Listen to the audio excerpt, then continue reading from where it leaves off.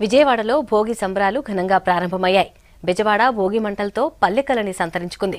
నగరంలో కొన్ని చోట్ల పల్లెటూరు సెట్టింగులు వేసి మరీ భోగి పండుగ చేశారు. ముగ్గులు, రంగురంగుల పూల అలంకరణతో నగర వీధులు అందంగా కనిపించాయి. మహిళలు భోగి మంటల దగ్గర కోలాటమాడి సందడి చేశారు. పండగకి కుటుంబ సభ్యులంతా ఒక్కచోట చేరటంతో ఇళ్లన్నీ సందడిగా మారిపోయాయి. సంక్రాంతి పండగ పూర్వం నుంచి కూడా రైతులు వాళ్ళ పంటలు వరి కానీ చెరుకు కానీ పండించి వచ్చిన డబ్బుతో వారికి కావాల్సిన పిల్లలకు కావాల్సింది భార్యకు కావాల్సినవన్నీ కూడా సమకూర్చి మిగతా సంవత్సరానికి సరిపడి దాచుకుని అలా పూర్వం నుంచి కూడా మన సంస్కృతి అది ఆ విధంగా జరుగుతూ వస్తుంది.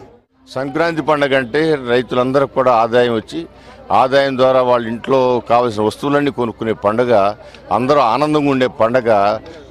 రైతుల ద్వారా పరోక్షంగా వ్యాపారస్తులు వీళ్ళందరూ కూడా అందరికీ ఆదాయాలు పెరిగి పుష్కలంగా వాళ్ళ దగ్గర ధనం ఉండే సందర్భం కాబట్టి ప్రతి ఒక్కళ్ళు ఈ పండుగని రకరకాల క్రీడలతో ఈ పండుగని ఆస్వాదిస్తూ ఉంటారు.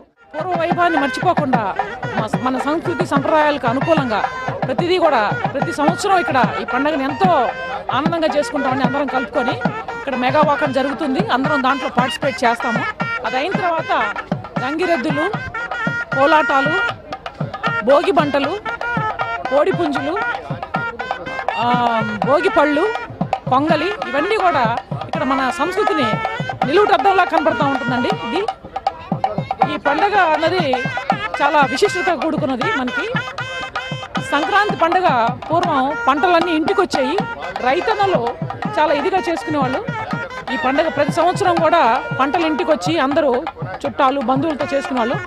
మన యువత ఇవన్నీ చూసి తిరిగి మన పూర్వ వైభవాన్ని మర్చిపోకుండా ఈ అపార్ట్మెంట్ కల్చర్ వచ్చిన తర్వాత ఈ పండుగ ఇలా చేసుకోవడం చాలా గొప్ప విషయం అండి.